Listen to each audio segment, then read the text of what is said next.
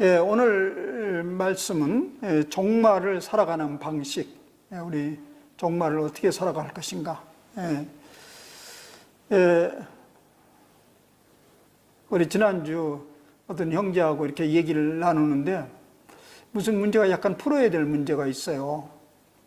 그러니까 이게 좀 되게 잘 풀어가면 좋겠다. 그런데 작년에도 이거 안 됐는데 또 안 된다고 하는데 되겠는가? 그랬더니 이분이 아주 시원하게 간단하게 얘기하더군요. 새해니까요. 새해니까요. 거기에 내가 이제 마음에 감동을 받았어요. 새해니까. 작년은 작년 일이고 지금 새해니까요.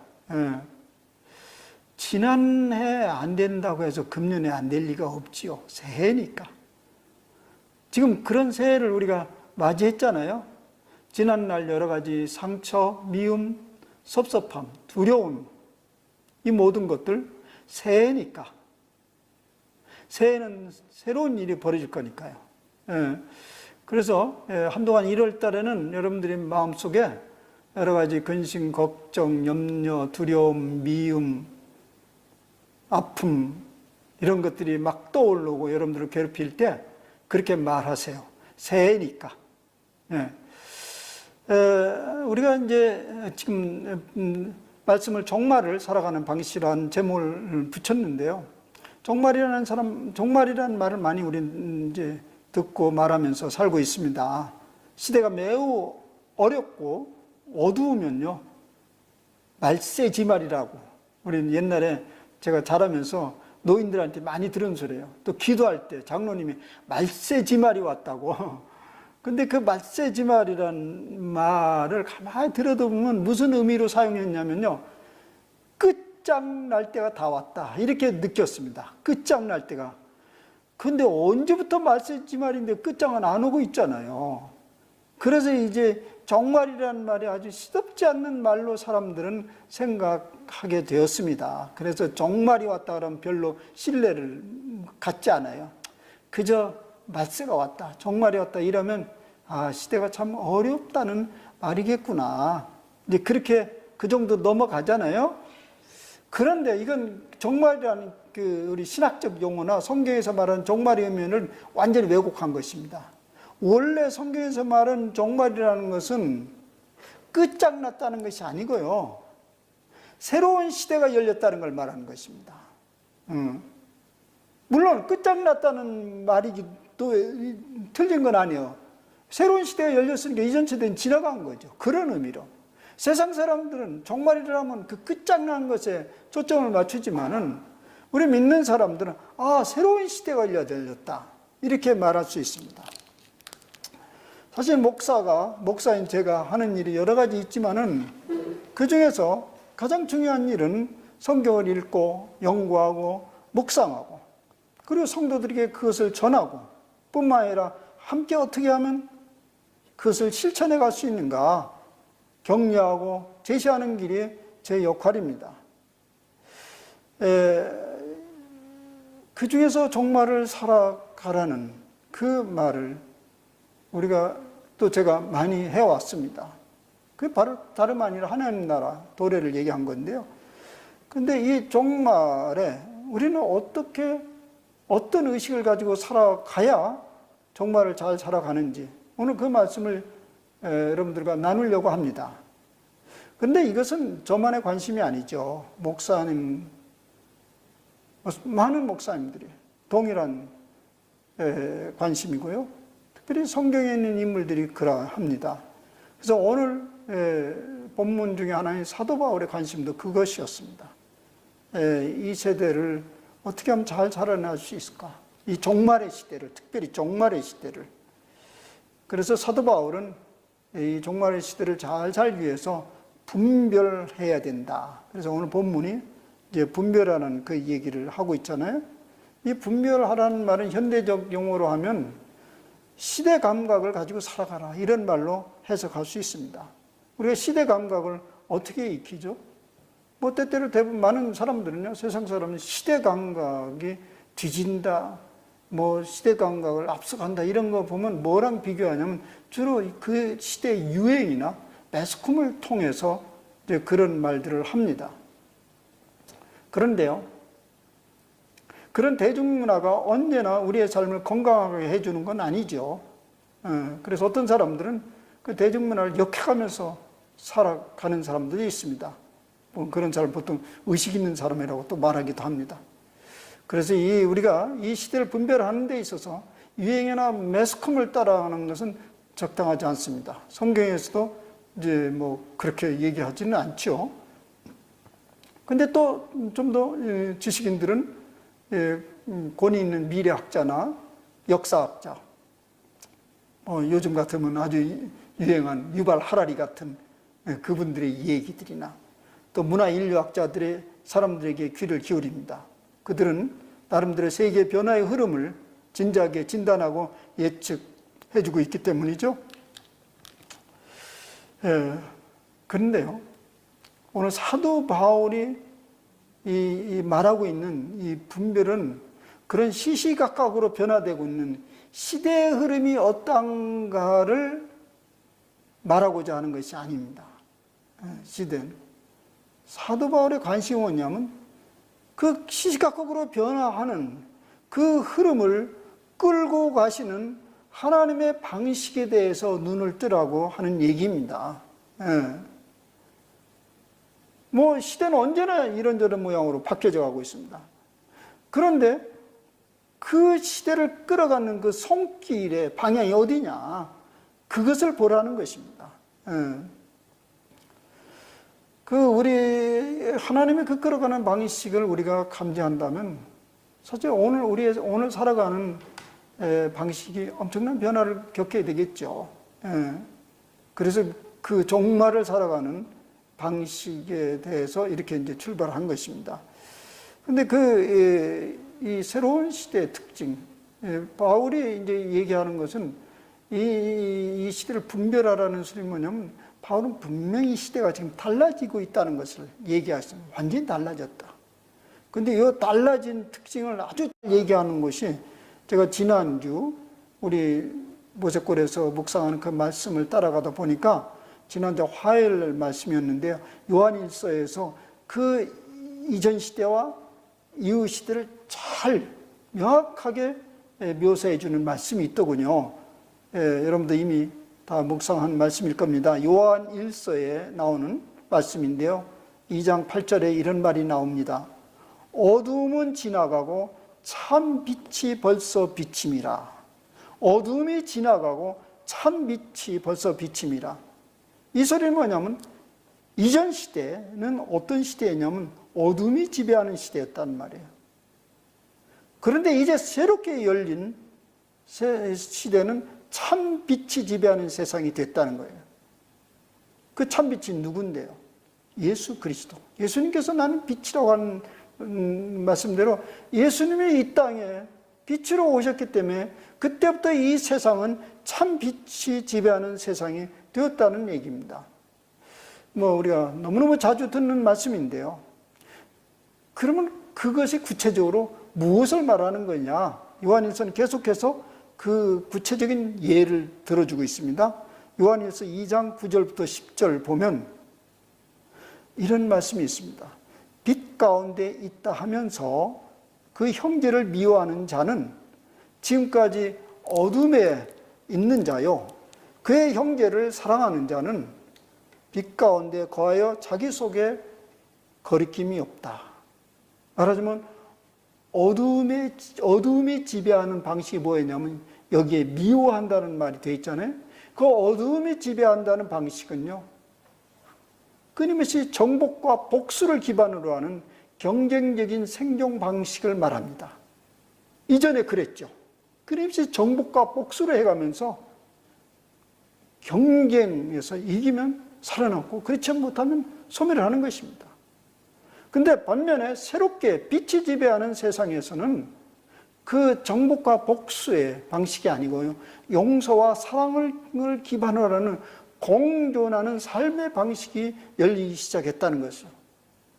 이것이 참 빛 가운데 살아가는 사람들의 유행이고 그게 오늘 도래한 우리 시대라는 겁니다. 그래서 그런 속에 살아가는 사람들은 정복과 복수에 기반을 두지 않고 상생하고 공존하는 데 방식을 주기 때문에 어찌할 수 없이 경쟁을 하죠. 지금 경쟁을 해요. 경쟁을 하지만 그 경쟁 속에서 승리의 쾌감을 기대하기보다는 함께 더불어서 살아가지 못하는 안타까움이 있기 때문에 그런 새로운 삶을 포기하지 않습니다. 아무리 그렇게 해도. 왜냐하면 참 빛으로 오신 예수님의 삶의 방식을 우리는 잘 알고 있기 때문에 그렇습니다. 예수님의 삶의 방식은 언뜻 보기에는 손해보는 것처럼 보이는데요. 사실 그것이 영원히 사는 삶이라는 것을 보여주셨습니다. 예수님은 증오와 적대감을 사랑과 용서로 승화시켜가는 방식을 우리에게 보여주셨습니다. 우리 신앙이라는 건 바로 그런 것을 배우는 것이죠.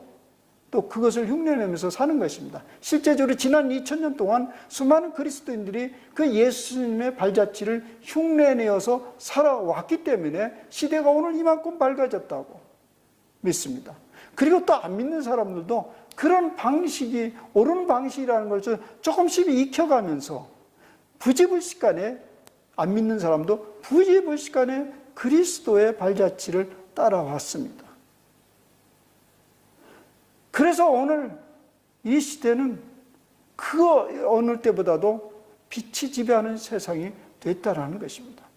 바울이 이미 오래전에 그것을 갈파했는데 2000년이 흐른 이 세대는 말할 것 있겠습니까?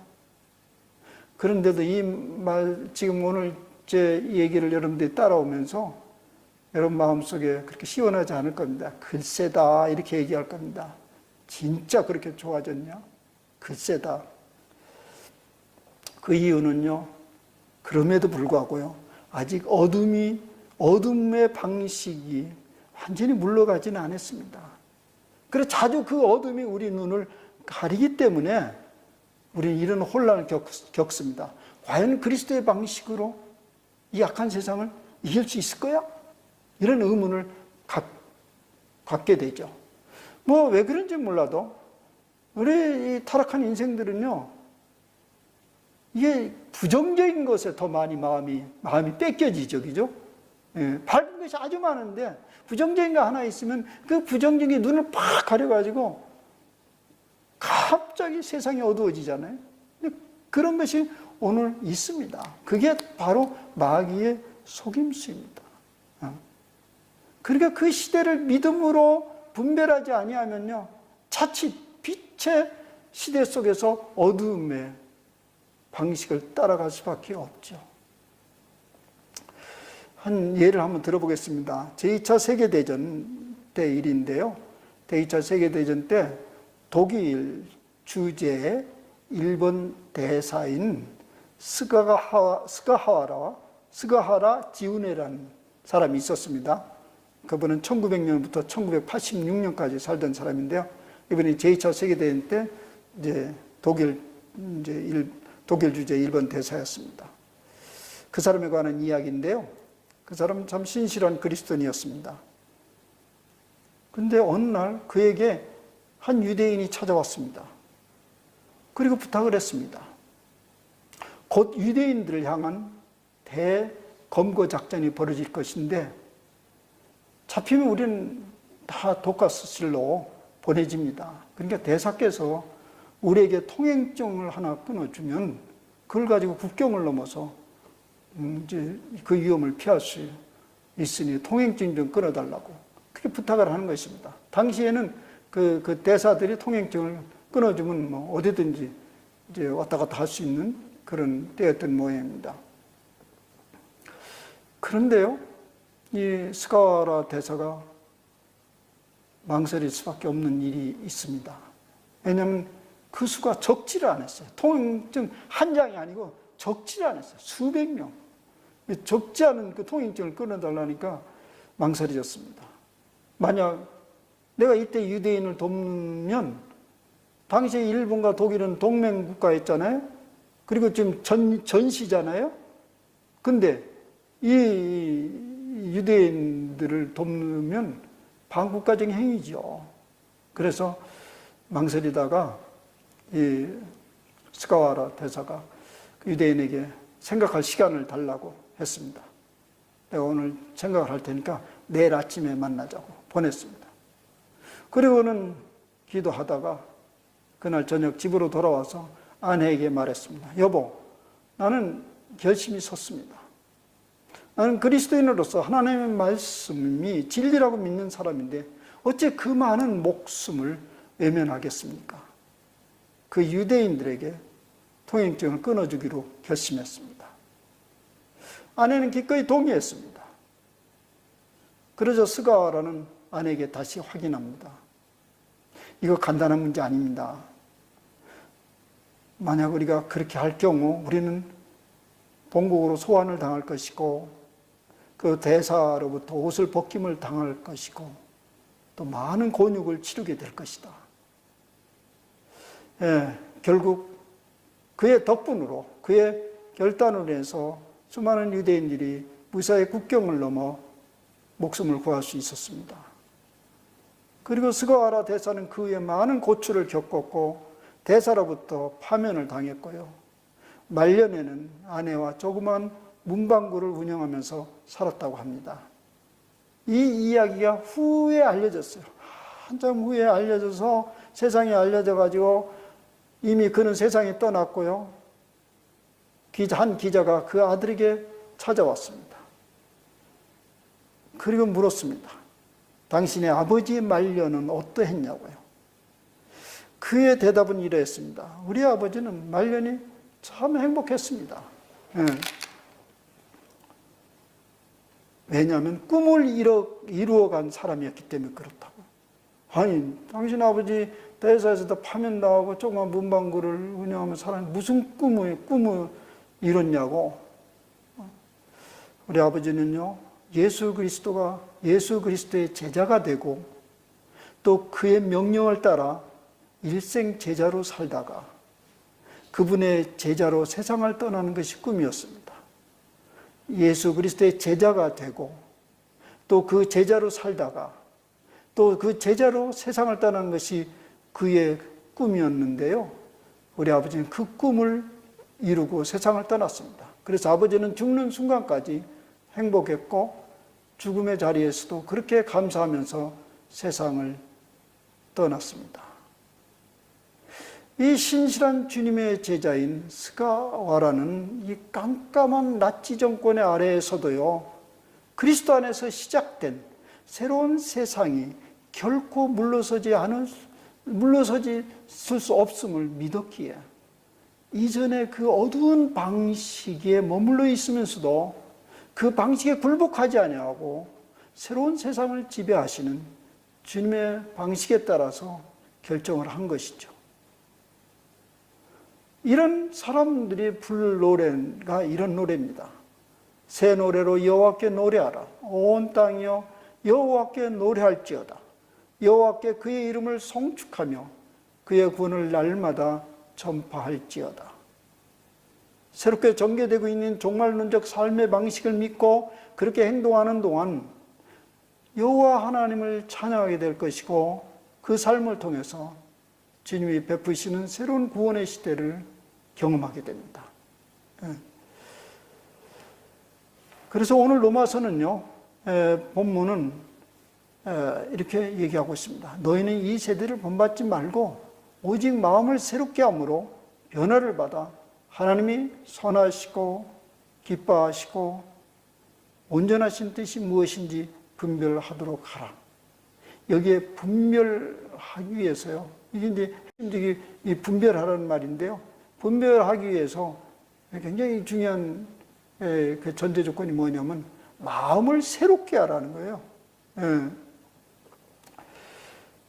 우리가 여러 가지 밖에 이제 선택을 하잖아요. 어떤 결정을 하잖아요. 왜 근데 어떤 사람은 이런 결정하고 동일한 사건을 어떤 사람이 이렇게 결정할까요? 그 마음 바탕으로부터 비롯된 것입니다. 그러니까 마음을 새롭게 하지 아니하면 그 선택이 옳을 리가 없고요. 옳지 않은 선택이 형성돼서 그 인품을 형성하게 되죠. 그래서 오늘 가장 분별을 하기 위해서 마음을 새롭게 하라는 건데요. 이 마음을 새롭게 한다는 게 뭔가? 그것은 우리 의식의 상태의 변화를 겪으라는 얘기죠. 의식의 상태, 의식의 변화를 겪으라는 거죠. 의식의 변화, 이렇게 한 예를 들어보겠습니다. 이것도 이제 제2차 세계대전이 있었던 얘기인데요. 어떤 남태평양 한 섬, 조그만 나라에서 있었던 일입니다. 이제 제2차 세계대전이 일본군의 그 잔혹한 만행을 피하기 위해서 한 무리들이 깊은 숲으로 숨어 들어갔습니다. 거기서 한때가 그 안에서 살고 있었습니다. 그런데요, 수십 년을 그 안에 살았어. 일본군을 피해서, 두려워서. 근데 어쩌다가 밖에 있는 사람들에게 그들이 발견되었습니다. 그때 그들은 굉장히 두려워하고 무서워하면서 만나고자 하지 않았던 거죠. 그러니까 우리 전쟁에서 도망왔기 때문에. 그런데 그래서 알려줬습니다. 전쟁 벌써 수십 년 전에 전쟁이 끝났고 일본군은 다 물러갔고 오래전에 자유로운 세상이 되었다고. 참 억울한 일이죠. 이미 자유로운 세상 속에 있는데 자기네들은 그 옛 시대 의식 속에, 두려움 속에 있었던 것이죠. 마음을 새롭게 한다는 말은 뭐냐면 그 시대에 걸맞는 의식으로 변화하라는 거죠. 그 시대에 걸맞는 의식. 그러면 오늘 우리는 지금 21년으로 넘어왔어요. 근데 우리 의식은 20년의 의식을 가지고 살아간다고 합시다. 그 사람은 변화된 사람이 아니에요. 마음이 새롭게 된 사람이 아니에요. 이미 새로운 시대가 왔는데 옛 어두운 시대의 의식을 가지고 예수 그리스도께서 새로운 시대를 열어갔는데요. 옛 어두운 시대를 가지고 그대로 살아간다면 그것은 마음이 새롭게 된 게 아니죠. 그런 상태로 옛날의 의식을 가지고 살아가면서 그런 상태로 성경을 계속 읽고 말씀을 묵상한다 할지라도요. 크게 진보는 없습니다. 그저 매일 말씀 묵상하면서 살짝 피상적인 마음의 위로만 얻을 뿐이지 영적으로 이렇게 진보가 되지 않는 거예요. 왜? 의식이 딴 나라 속에 있기 때문에 그런 것이죠.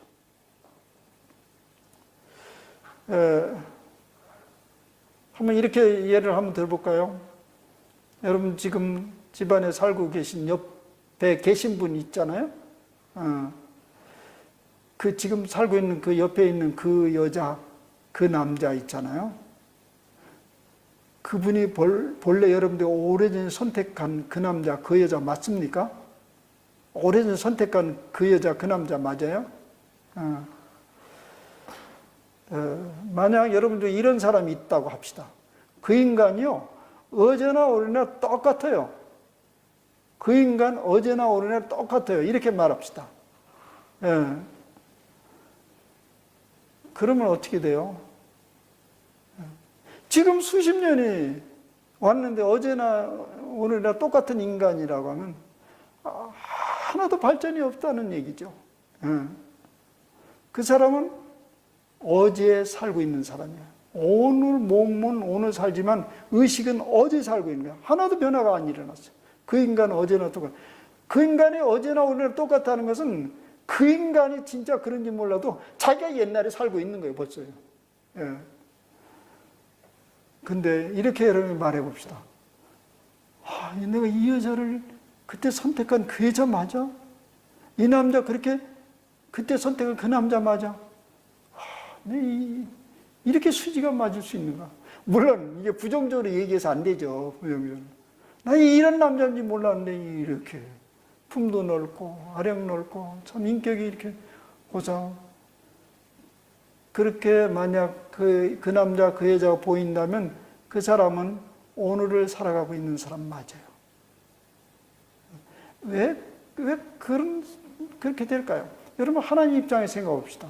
우리가 지금 아주 좋아하는 얘기 뭐냐면 하나님의 사랑받는 자녀라는 걸 좋아해요. 특별히 최근 21세기에 들어와서 아주 그거에 대해서 익숙합니다. 사랑받는, 옛날에는 우리 때는 벌 받는 자녀가 될까 봐 많이 두려웠는데 21세로 넘어와서 우리는 사랑받는 자녀다. 아주 자신 있게 말해요. 어떻게 여러분들이 사랑받는 자녀라는 걸 자신 있게 말하시죠? 오늘 자기 꼴을 보면 그래 맞아요? 우리 자신의 꼴을? 사실은 우리 자신의 꼴을 보면 그렇게 자신할 수 없어요. 그런데요, 하나님이 우리를 어떻게 보냐면요, 그 정말론적으로 완성될 그 모습을 하나님은 보신다는 거예요. 정말론적으로 완성될 그것을 미리 보시기 때문에 우리는 자신 있게 하나님의 사랑받는 존재라는 거예요. 우리는 정말적으로 완성될 존재입니다. 예. 우리가 사실 정말을 살아가는 의식은 뭐냐면 이미 이 예수 그리스도가 열어놓은 그런 새로운 세상으로 눈으로 그 세상을 보기 때문에 그것을 정말의식이라고 얘기하는 것입니다. 그래서 오늘을 살면서 어제의 의식으로 자꾸 돌아가려고 하면요, 그 사람 아직 마음이 새롭게 된 게 아닙니다. 어제의 아쉬움, 어제의 후회스러움, 어제의 섭섭함에 묶여서 자꾸 오늘을 그렇게 어둡게 만들어가는 것은 마음이 새롭게 되지 않아서 그래요. 그런데요, 제가 이렇게 여러분들 어두운 의식에서 벗어나서 새로운 의식으로 가지라고 하는데, 우리 중에 어떤 사람이 옛 어두운 의식 속에 완전히 살아가는 사람이 있겠어요? 그렇다고 해서 완전히 새로운 의식 속으로 들어온 사람이 있겠어요? 보통 대부분의 그리스도인들은 이것도 저것도 아닌 상태에서 살아갑니다. 어제의 의식으로 살아가는 것 같기도 하고 또 오늘 의식으로 살아가는 것 같기도 합니다. 저는 이런 의식의 상태를 인천 앞바다의 하구에 있는 물과 같다, 이렇게 하고 싶습니다. 그 인천 바로 앞바다는 이제 한강에서 내려온 물과 이제 그 바닷물이 만나잖아요. 그래서 민물과 이제 그 바닷물이 이렇게 만나잖아요. 그런 상태의 의식으로 우리가 살아가고 있습니다. 그래서 오늘 21년에 살면서 어제 20년의 의식이 침투해가지고 오늘을 어둡게 금방 만들어가고 또 오늘의 시대를 무디게 하는 그런 삶을 살게 되죠. 대부분의 우리가 그래요. 그래서 우리는 끊임없이 신앙훈련을 해야 됩니다. 그래서 신앙훈련이 필요한 거예요. 섞여져 자꾸 살으니까. 그래서 계속 종말론적 의식을 유지하면서 살아가기를 힘써야 되는데, 그것이 바로 그런 것이 신앙훈련이라고 하는데요. 여러분, 여기 신앙훈련이라고 하면 또 이제 어떤 이제 이런 걸 생각할 수 있겠죠. 묵상을 어떻게 한다든가, 침몰을 어떻게 한다든가, 기도를 어떻게 한다든가. 그런데 이 신앙, 그렇게 훈련해가지고는 안 되고요. 이 신앙훈련은 일상생활 속에서 수시로 만나면서 되어지는 것으로 이제 말하는 것입니다. 이 기회를 놓치면요, 종말론적으로 펼쳐진 하나님의 세계를 못 봅니다. 수시로 우리에게 다가오는 이 신앙의 훈련 속에서 흘끗 우리에게 열려 보여주시는 종말론적 세계를 볼 수 있습니다. 그 예가 이제 오늘 다니엘서 예를 제가 이제 가지고 왔습니다. 우리가 이제 다니엘서를 묵시문학이라고 합니다. 묵시문학이라고 하는데, 이 묵시문서. 근데 이제 이 묵시라는 건 뭘 얘기하냐면요, 다니엘서 같은 거, 계시록 이런 걸 묵시문서라고 하는데요. 이 묵시란 뜻은 이런 시대가 매우 어두워서 하나님 통치를 전혀 상상할 수도 없고 거기서 볼 수도 없을 때 불쑥 하나님의 행동이 드러나는 상태를 말합니다. 아주 어려운 어두운 시절에, 절망적인 시절에 전혀 기대하지 않았는데 그때 하나님의 행동이 불쑥 드러나는 그런 사건을 묵시적 행동이라고 말합니다. 그 어두운 시절이 없었더라면 도저히 그런 하나님의 행동이 나타날 수도 없었던 그것을 보여준 것이 묵시문서입니다. 이 다니엘의 생애를 통해서 그런 하나님의 행동을 보게 되는 거죠. 예. 이제 뭐 우리가 잘 아는 다니엘 생애를 보면 다니엘은 우리가 잘 아는 대로 그 유대인이죠. 포로민입니다. 예. 당시에 이제 당시는 이제 페르시아. 벌써 그 부모로부터 한 세대, 두 세대 지나온 그 시대에 이제 하여튼 포로 백성인데요. 그가 어찌어찌 돼서 아주 신분이 수직적으로 상승했어요. 당시의 왕인 다리오 왕의 다음과는 2위의 지위를 얻었습니다. 그러니 우리는 그 다음 순간이 어떻게 전개될지를 뻔히 다 알고 있겠죠? 그들의 경쟁자들이 얼마나 치열하게 그를 끌어내리려고 했겠습니까? 그리고 그 적대자들은 정치인들이잖아요, 다. 정치인들이 아주 그 상대방을 어떻게 꺾을지 잘 알고 있잖아요. 그리고 이 적대자들이 다니엘의 아킬레스건을 잘 알고 있었습니다. 그 뛰어난 정치적 감각으로 아주 교묘하게 다니엘을 무너뜨릴 수 있는 궁리를 했는데요. 그는 궁리가 이런 거죠. 왕에게 어떤 칙령을 만들었는데, 왕으로 하여금 어떤 칙령을 반포하도록 했는데, 그 칙령이 아무리 왕의 칙령이라 할지라도 절대 다니엘이 지킬 수 없는 칙령을 만들어낸 거죠. 그걸 어떻게 알았을까요? 이전에 경력이 있잖아요. 다니엘이 그 세 친구와 더불어서 그때도 왕의 칙령을 어기고 불구덩이에 들어간 적이 있잖아요. 그러다가 살아난 전적이 있습니다. 그 동일한 칙령을 지금 반포하도록 합니다. 그 칙령이 뭐냐면 이런 것입니다. 이제부터 30일 동안에 누구든지 왕 외의 어떤 신에게나 사람에게 무엇을 구하면 사자굴에 던져넣기로 한다. 이런 얘기입니다.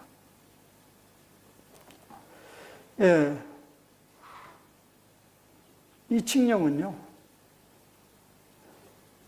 이제 적대들이 생각하기에 다니엘의 발목을 꼭 묶을 수 있는 절호의 기했고 아킬레스건으로 여겼습니다. 그러나 다니엘은 도리어 그것은 하나님의 통치를 드러낼 수 있는 절호의 기회로 봤습니다. 이게 바로 묵시라는 거예요. 이때야말로 하나님의 통치하심을 드러낼 수 있는 절호의 기회다. 그걸 잘 알고 있었습니다. 얼마나 상반된 것입니다. 그 적대자들은 이걸 다니엘의 아킬레스건을 끊을 수 있는 절호의 기회다 생각했지만 다니엘은 하나님의 역사하심을 드러낼 수 있는 절호의 기회라고 말했던 것이죠. 다니엘은 알고 있었습니다. 무엇은 포기될 수 있지만 무엇은 절대로 포기될 수 없는 것인지를 잘 알고 있었습니다. 물론 포기할 수 있는 것은 한시적인 일은 포기해도 돼요. 그러나 포기할 수 없는 것은 영원한 것이었습니다. 우리 지난주 묵상 말씀에 요한일서 또 계속 인용하면 이런 말씀 있잖아요. 이 세상도 사라지고 그 정욕도 사라지되 오직 하나님의 뜻을 행하는 사람은 영원히 남습니다. 다니엘은 결코 포기할 수 없는 그 길을 향해서 뚜벅뚜벅 걸어갔습니다. 다니엘서 6장 10절의 말씀입니다. 다니엘이 이 조서에 왕의 도장이 찍힌 것을 알고도 자기 집에 들어가서는 윗방에 올라가 예루살렘으로 향한 창문을 열고 전에 하던 대로 하루 3번씩 무릎을 꿇고 기도하며 그의 하나님께 감사하였더라. 여기요, 우리가 조금 우리 상식을 뛰어넘는 게 있어요. 이 칙령은요, 30일 동안만 유효한 거예요. 그러니까 30일 동안만 자기 신에게 절하지 않고 지나가면 괜찮은 일이에요. 30일 동안 왕의 다른 신에게 머리를 조아리면 사자굴에 던져 넣는다. 이 칙령인데요. 딱 30일이에요. 그러면 지나가는 일입니다. 그러면 여호와 하나님께 향한 문을 닫아 걸고 30일 정도야 지나갈 수 있지 않습니까? 그러나 다니엘은 공개적이지 않지만 여호와 하나님께 다가갈 수 있는 다락방 창문을 여전히 열었습니다. 늘 하던 대로 하나님을 향하여 엎드렸습니다. 단 30일만 조용히 넘기면 될 일을 그대로 감행했던 것입니다.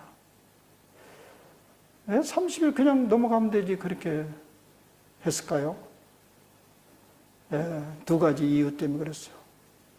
마귀는요, 우리를 넘어뜨리기에 매우 편하도록 잘 마련해 줍니다. 그렇게 어렵게 하지 않습니다. 쉽게 넘어갈 수 있겠고. 차라리 금방 목숨을 끊는 게 쉬워요. 이 다니엘에게는 뭐 금방 목숨 끝나면 던져줄 수 있는 이 30일이라는 거, 이것만 넘기면 되는데. 근데 다니엘은 그 사탄 마귀의 전략을 잘 알고 있었고요. 또 아까 얘기한 대로 이때야말로 여호와 하나님의 행동을 나타낼 절의의 찬소라는 걸 알았습니다. 결국 우리는 그 결과를 잘 알고 있잖아요. 그 기회를 통해서 다리오 왕과 사자의 입까지 하나님이 다스린다는 것을 보여주었습니다. 바로 종말론적으로 펼쳐질 세상을 보여준 거죠. 이게 바로 종말에 펼쳐질 세상입니다. 지금 우리는 완전한 그 종말 세계에 오지 않았기 때문에 하나님의 행동하심이 불쑥불쑥 나타나지만은 결국은 완전한 종말에 이르러서는 그런 것이 상시적으로 벌어질 수 있다는 것을 보여준 것입니다. 사랑하는 여러분, 지난 한 해 동안 우리도 그런 경험을 했습니다. 매우 어둡고 감당하기 어려운 일들을 직면하고 했습니다. 여러분도 그랬겠지만 저는 상당히 여러 차례 위기의식을 느끼기도 하고 매우 답답하기도 했습니다. 여러분 예배당 문을 닫아야 할 위기가 있었습니다. 때때로 30일만, 우리 여러 차례 있습니다. 2주만 참으면 달라질 것이다. 한 달만 참으면 달라질 것이다. 그러니까 닫자. 우리 그런 논의도 했어요. 닫아보려는 생각도 했습니다. 그러나 우리 장로님들이 모여서 계속 수기를 하고 어떤 때는 2, 3일 줌으로 회의를 하면서 우리가 닫는 것보다 열 수 있는 문을 열어보자고 마음을 모으고 그렇게 지나왔습니다.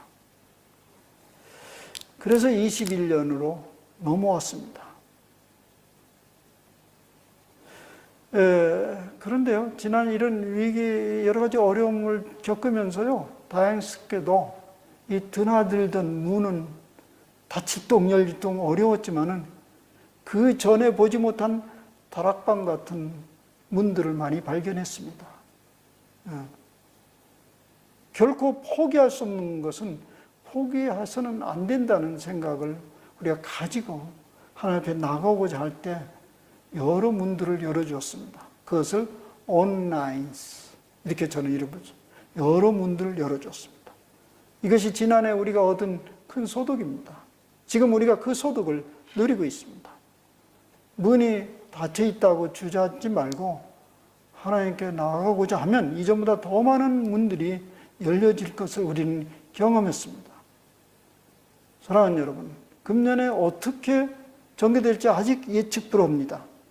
그러나 우리는 여러 문들이 열려있는 것을 발견했고요. 그 가능성을 봤습니다. 그리고 하나님께 얼마든지 나아갈 수 있음을 경험했습니다.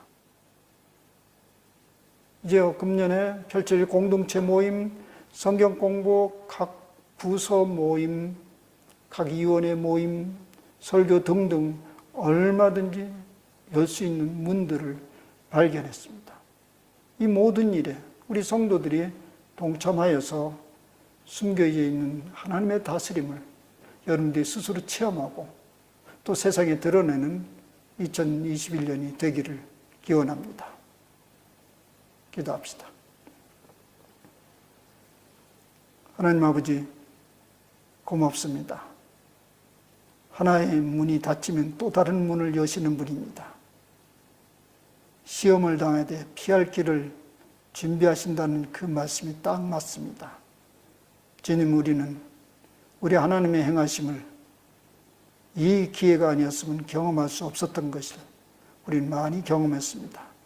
주님 감사합니다. 그래서 금년을 지난해 끌고 있는 여러 가지 어두운 현실이 그대로 이어져 오는 것처럼 보이지만은 우리는 하나님이 새롭게 일하실 그 모습을 기대하기에 새해라고 부르고 우리는 희망 가운데 금년을 내딛습니다. 주님, 우리가 이때 마음을 새롭게 해서 새롭게 열려진 의식을 가지고 금년을 살아가게 해 주시옵소서. 그래서 거기에 걸맞는 행동과 결단을 해가면서 살아가는 저희들이 되게 하옵소서. 어두운 세력이 끌어가는 대로 끌려가지 말게 하옵시고 열 수 있는 열 문들을 열어 제끼면서 우리 하나님 앞에 더욱더 열심히 나가고 이 세상을 밝혀가는 저희들이 되게 하여 주시옵소서. 예수님의 이름으로 감사하며 기도하옵나이다. 아멘.